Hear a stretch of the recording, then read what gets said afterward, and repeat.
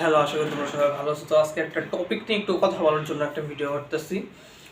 তো বিষয়টা হচ্ছে আজকে আমি তোমাকে যে জিনিসটা নিয়ে শিখাবো সেটা হচ্ছে হাইবারনেশন মোড।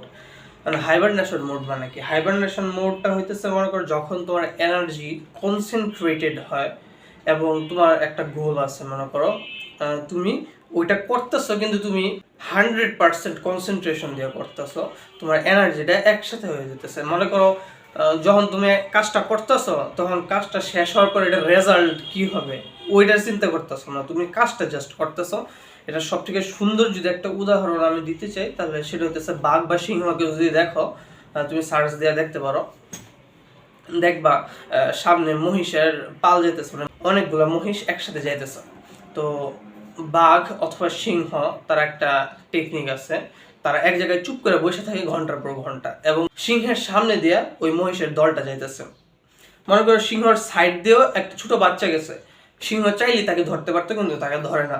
সে বইসা থেকে অনেক দূর থেকে একটা টার্গেটকে সিলেক্ট করে যে এটাকে সে ধরতে পারবে, মারতে পারবে, সবকিছু ক্যালকুলেট করে এবং 100% ফোকাস শুধু ওইটাতেই দেয়। ওই টার্গেটটা হয়তো একটু কঠিন হতে পারে, দূরে থাকতে পারে, কিন্তু সে ওইটাকেই ধরবে। সে তার সামনে দিয়ে আরেকটা মহিষ গেলেও তার দিকে তাকাবে না।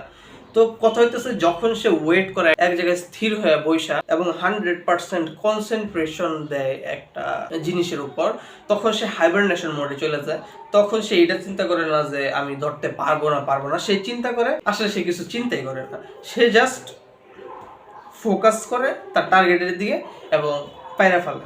তো এই জিনিসটা আমরা বিভিন্ন কাজে অ্যাপ্লাই করতে পারি। আমরা যদি কোনো গেম খেলি, আমরা যদি পড়াশোনা করি, অথবা আমরা যে কোনো কাজ করলে আমাদেরকে উচিত 100% কনসেন্ট্রেশন দিয়া তারপর ওটা করা, এবং ওটা করার পর ভালো হবে না খারাপ হবে, পারবো না রেজাল্ট নিয়ে খালি চিন্তা করা, এটার দরকার নাই।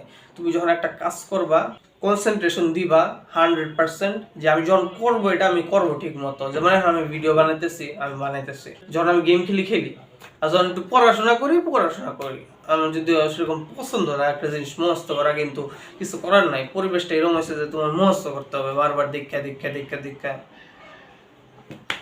ওকে, টাটা।